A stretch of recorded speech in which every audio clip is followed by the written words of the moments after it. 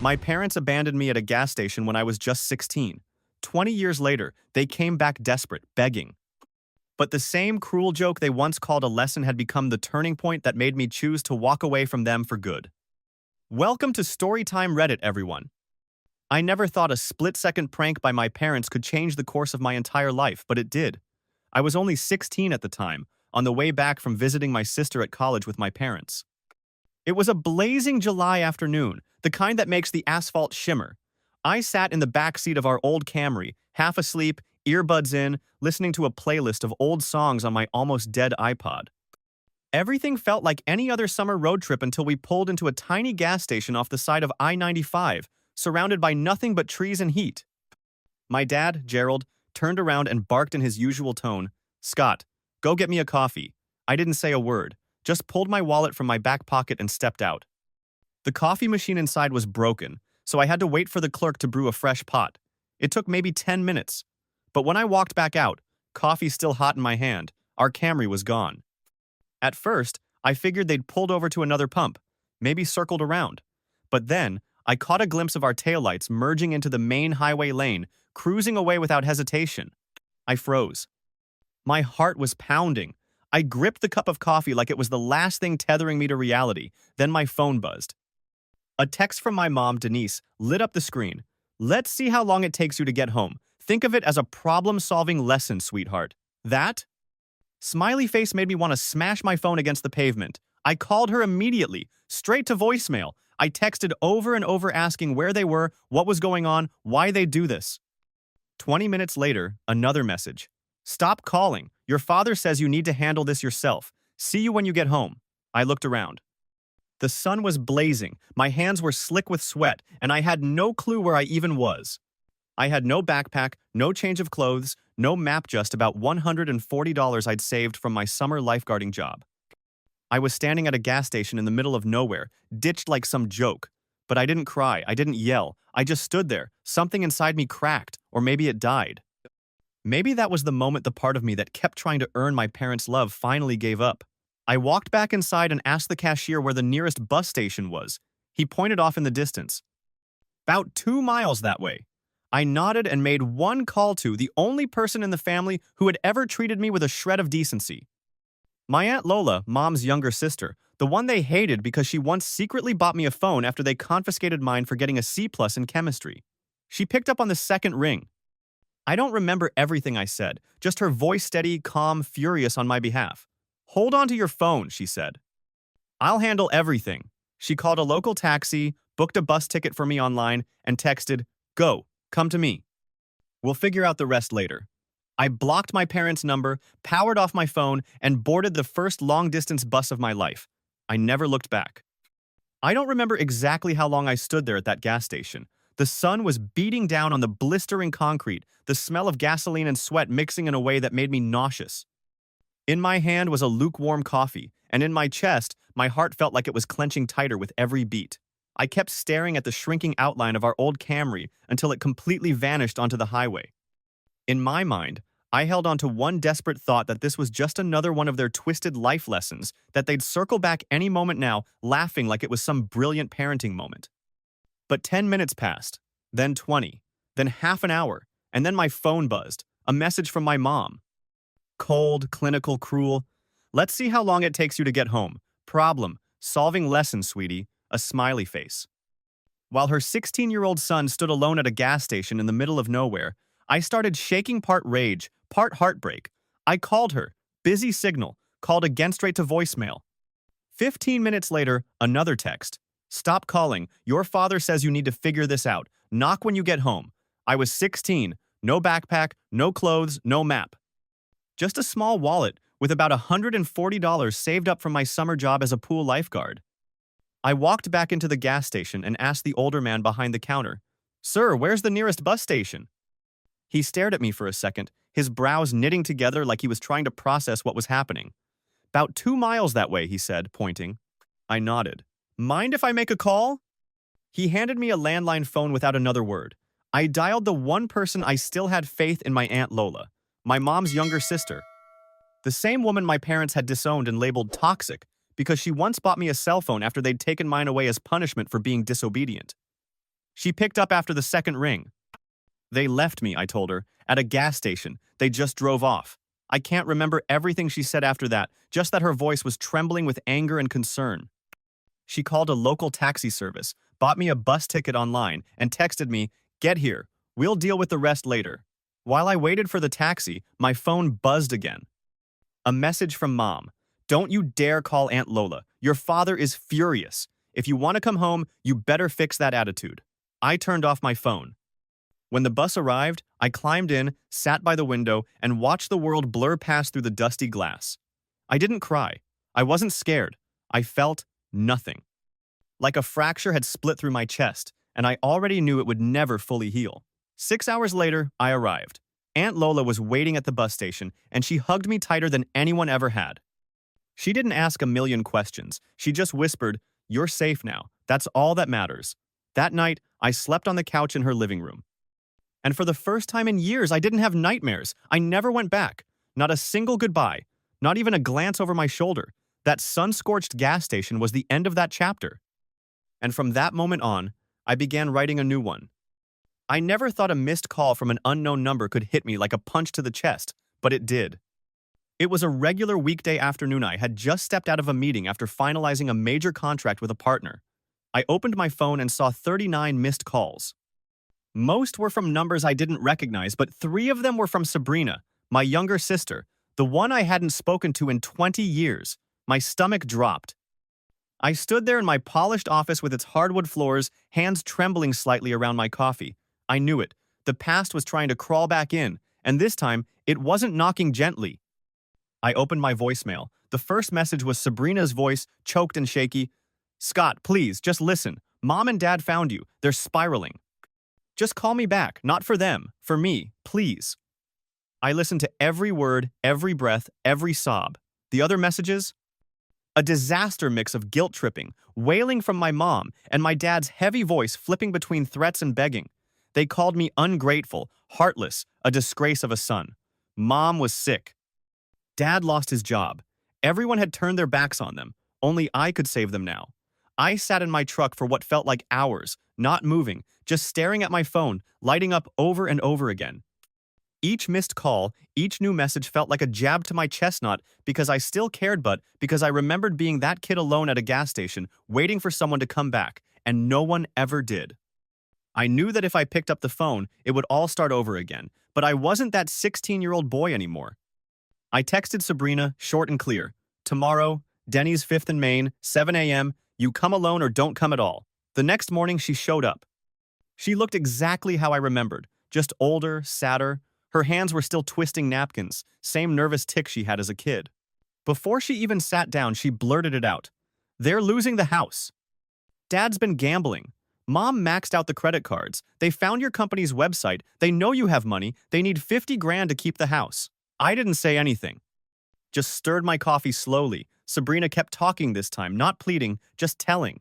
The house was on the brink. The fights were daily. Dad was drinking more. Mom was refusing to take responsibility for anything. I asked, "Why are you helping them after everything they did to us?" She broke down crying. Said, "Because they're still our parents. I don't want to watch them fall apart." I shook my head. "No, Sabrina. They stopped being parents the night they left me at that gas station. You still hope they'll change." "I don't." When I stood up to pay for breakfast, she reached out, voice trembling. They're coming to your office tomorrow morning. Mom found the address." I tried to stop them. I swear. I met her eyes and nodded. "Good, let them come." Then I walked away. But this time I wasn't running. I was ready. Because I knew whatever storm they brought tomorrow, it wasn't going to knock me down again. That morning, I got to the office earlier than usual. I brewed myself a strong cup of black coffee, opened my laptop, double-checked all the important emails, and most importantly, reviewed every document I had prepared over the past 24 hours. There was no fear in me anymore, no hesitation. Everything was ready. I had signed off on the full legal transfer of the mortgage debt my parents owed. Yes, the house they were about to lose was now legally owned by my company, and I was the one with full authority. At exactly 8 a.m., the receptionist called upstairs. "Scott, there's an older couple here asking to see you. They said they're your parents." I closed my eyes for a second and calmly replied, "Send them up." Through the glass walls of my office, I watched enter. My dad still wore that outdated suit he never got tailored, and my mom had her hair neatly combed like she was attending some formal reunion. But their faces couldn't hide the tension and desperation. The moment she saw me, my mom burst into loud, dramatic tears. My baby boy, my successful, wonderful boy, I took half a step back as she tried to hug me. "Let's keep this conversation adult," I said, gesturing toward the two seats across from my desk.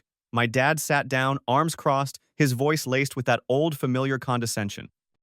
"Is this how you treat your parents after all these years? Let's get to the point." I cut him off, eyes locked on his. "You didn't come here because you missed me. You came because you need something. Am I wrong?" My mom cried louder. "You can't be this cold. Your father and we made one mistake, just one little mistake. Leaving your child at a gas station 200 miles from home and driving off isn't a little mistake," I said, my voice flat.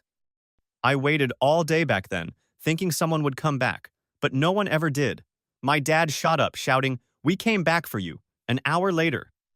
And I was already gone, and I never came back. I picked up my phone, pressed record, and placed it on the desk. "So hot do you want?" That's when it all spilled out. A failed investment, a second mortgage they couldn't pay, 6 months behind, and the bank was already in foreclosure proceedings. "We know you've done well for yourself," my mom whimpered through her tears. "Surely you can help. We're your blood." I didn't say a word. I just opened my drawer, pulled out a folder, and laid it on the table. "Funny you mentioned the house, Mom. I've got some information about that right here." They glanced down, their eyes shifting from confused to worried to full-blown panic. "My company bought your mortgage debt from the bank, which means legally I now own the rights to the property. You have 30 days to vacate." Silence. Absolute silence. My dad stammered, "You're joking. That can't be. That's our home." I stood up, looked him in the eye. "Just like that gas station was my home once, only difference is I'm giving you 30 days. You gave me 30 seconds back then." He roared and lunged across the desk, but security was already moving. I didn't flinch. As I watched them being escorted out of my office, I didn't feel joy or revenge. I felt something else peace, because for the first time in my life, I had the power. And I chose not to be silent anymore. I used to think that after they were escorted out of my office, they'd disappear or at the very least, take some accountability for what they'd done. But I seriously underestimated their ability to flip the script and shift the blame. Less than 2 hours after security showed them the door, my phone started ringing non-stop. Texts, calls, emails flooding in. Most were from them, the rest from distant relatives I barely even remembered. Suddenly, I was the ungrateful son, the heartless one who turned his back on his poor parents in their time of need. They spun a tragic little narrative about two elderly parents abandoned by their rich, selfish son. What they didn't know is that I had kept every piece of evidence for over 2 decades. Voicemails, text messages, pictures of all the twisted lessons they used to dish out in the name of tough love organized, backed up, and time-stamped. Not just the gas station incident at 16, but being locked out in the middle of winter, forced to kneel in the yard because of a low test score, being called a parasite in front of guests, or denied dinner because I had the nerve to say I felt sad. I remembered the day I was 17, clutching a soaked notebook, shivering outside the front door while no one came to let me in. I had forgiven them so many times, tried to understand, convinced myself they were just trying to toughen me up. But no, they were just looking for someone convenient to dump their frustration on. And I was the easiest target. That night, I got out of bed, opened my laptop, and typed out a long email. Attached were 2 decades of receipts. I sent it to the entire extended family, both sides. No angry rants, no guilt-tripping, just the truth laid bare. I didn't expect them to take my side. I just wanted to make sure no one could ever say they had no idea. Then I shut off my phone, leaned back in my chair, and closed my eyes. The next morning, my inbox was flooded. Dozens of replies. Some apologizing, some saying they were shocked, ashamed for ever believing the lies. An aunt who once swore I was on drugs and stealing from the family even called me crying, begging to meet and say she was sorry. I didn't hate them. I knew they were just victims of the same false stories repeated for years. But forgiveness doesn't come easy. Not real forgiveness. That takes time. That takes truth. That night, I called my lawyer and greenlit the next step. To begin the legal process of demolishing the house they used to call the sacred family home. That house was never a sanctuary for me. It was a place full of shouting, cold shoulders, and doors slammed shut when all I needed was a moment of kindness. I wasn't tearing it down out of hatred, I was doing it to close a chapter.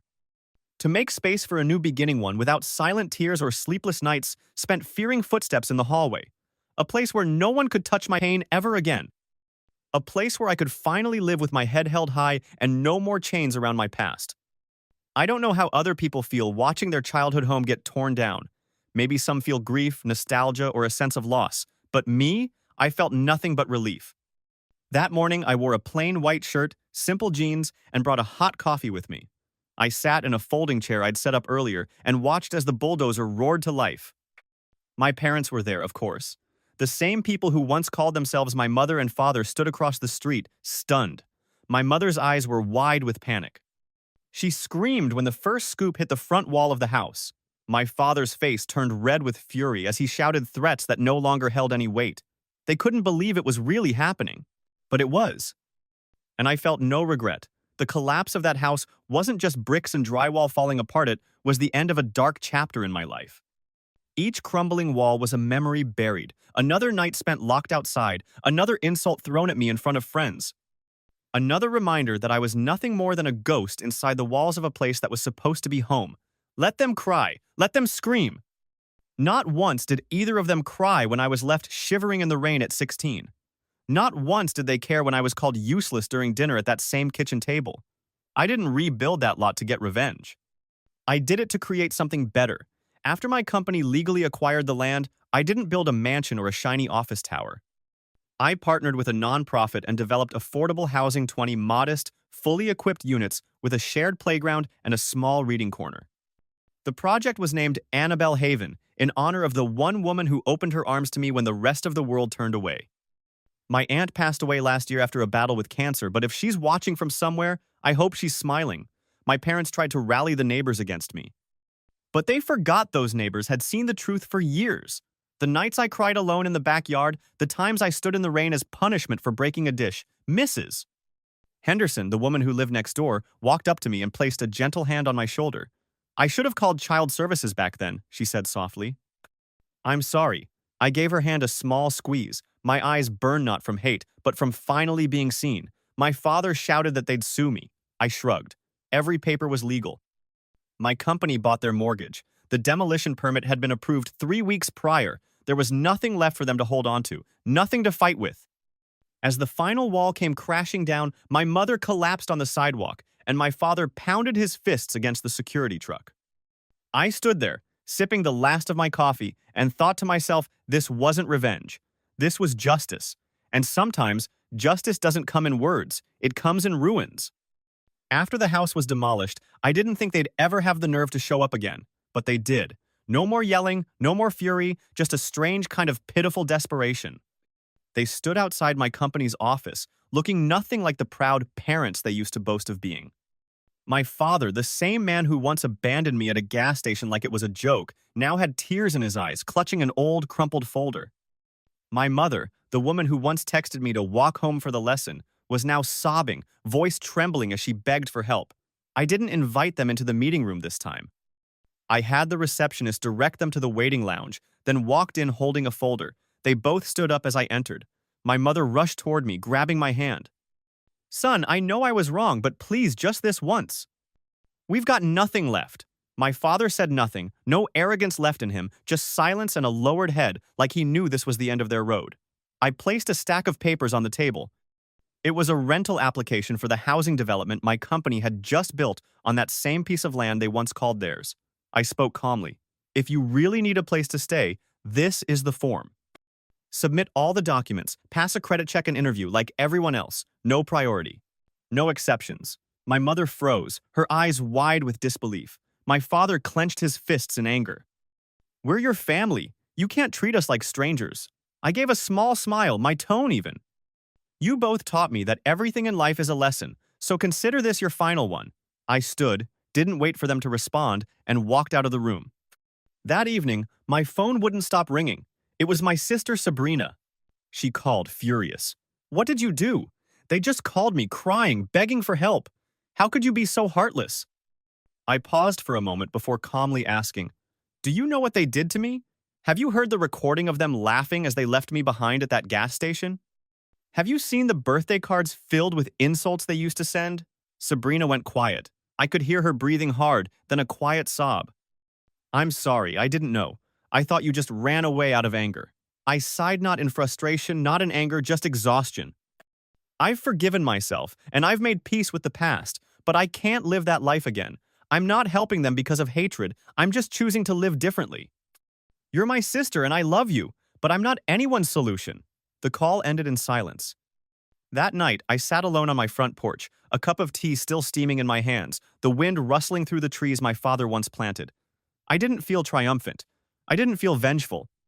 I just felt quiet, like the pain had finally stopped, like the chapter had finally closed, and there was no new chapter to be written if it meant blindly sacrificing myself for people who would never change. I used to think that the pain, the hurt, and the resentment would follow me for the rest of my life, that being abandoned at a gas station at 16 would leave a wound that could never heal. But the truth is, time, when paired with resolve and real love, can heal things you never thought possible, and what I chose, after everything, wasn't revenge. It was peace. It wasn't about ending someone, it was about beginning again on my own terms. After my parents' house was demolished, I never heard from them again. Sabrina would text me every now and then, no tension, no guilt trips, just small, quiet messages like, "How have you been today?" Or, "Little Tim just started walking, I wish you could see him." I didn't respond to all of them, but I read every word. I knew she was trying, and honestly, I respected that. I used the rest of what I had to focus on the Annabelle Haven project, the affordable housing complex named after the woman who saved my life when the whole world turned its back. No need for statues or empty praise. I just wanted each apartment, each door that opened in that building, to be a second chance for someone like me. A kid once left shivering on a porch, a single mother scraping together meals, a father doing everything he can to keep his family together. One early fall afternoon, I sat on a stone bench near the new playground at Annabelle Haven, watching the kids run around and laugh. A little boy, maybe 7, ran over and plopped down beside me, clutching a worn-out toy truck. He looked up and asked quietly, "Are you the one who made this place?" I smiled, didn't confirm, didn't deny. I just asked, "Do you like it here?" He nodded hard. "Yeah. Mom says this is a safe place to start over. Tomorrow I get to take a free coding class." I looked into his eyes and saw a version of myself from years ago, a kid who just needed one adult to tell him he was worthy of a better life. That night, I got an email from the nonprofit we partnered with. Attached was an article about the Annabelle Haven project. One sentence brought tears to my eyes. When a child grows up in a kind environment, they're not just saved, they can become the one who saves others. I broke down crying. Not from sadness, but because I finally felt like I had stepped fully out of the shadows. I don't know where my parents are now, and I don't care. They made their choice. And I've made many a path not flashy, not grand, but clean, warm, and full of hope. I'm no longer the boy at the gas station waiting for someone to come back. I'm the man sitting at Annabelle Haven, quietly building a future for kids, still waiting for someone to believe in them. And if somewhere up there, Aunt Annabelle is watching, I know she's smiling. Not because I succeeded, but because I didn't choose hate. I chose to love myself. I chose the light.